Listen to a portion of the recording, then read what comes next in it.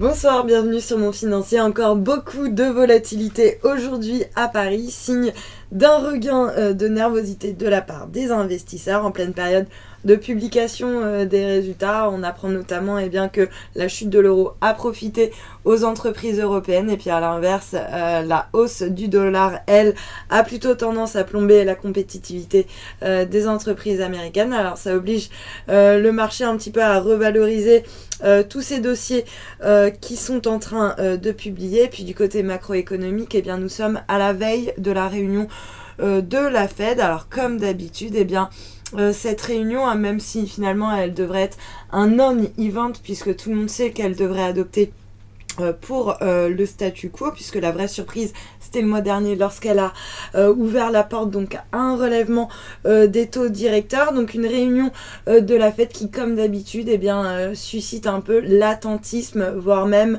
la nervosité des opérateurs. Du coup, après avoir consolidé dans les premiers échanges les records de la veille, puisqu'on est allé voir des nouveaux plus hauts à Paris à 5288 points, la baisse s'est accentuée de manière assez spectaculaire, avec un CAC qui a carrément décroché en milieu de séance pour revenir sur ses plus bas récents. Donc on est allé tester le seuil des 5140 points avant de rebondir sur ce niveau, un niveau d'ailleurs sur lequel il avait déjà rebondi la veille. Du côté des valeurs, alors on a ArcelorMittal qui signe encore une fois la meilleure performance.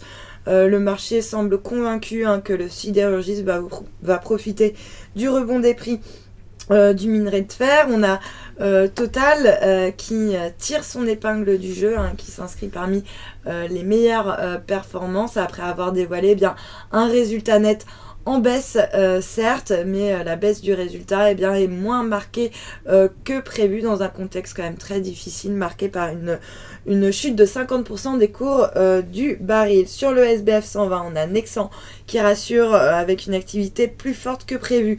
Le titre bondit de 12,48%, et puis à l'inverse, Solocal en lanterne rouge qui chute de pratiquement 14%. Et puis on notera également que le secteur de la télécommunication est mal orienté, avec Numericap qui redonne 5,3%, ou encore Orange qui perd 4,6% à 14,90 €. Et puis sur le marché d'échange, l'euro, lui, qui se reprend assez nettement par rapport au dollar. On revient coller d'ailleurs plus très loin du seuil des indices par rapport au billet vert. À noter que c'est vraiment l'euro qui progresse, puisqu'il s'adjuge également 0,6% par rapport au yen. Et puis le billet vert, lui, il reste à peu près stable et s'inscrit en légère baisse par rapport à la devise japonaise, autour des 118, virgule 80 yens. Et puis pour terminer, un autre signe finalement qui montre la nervosité des opérateurs juste avant la réunion de la Fed, c'est l'once d'or qui rebondit un petit peu, plus 0,80%.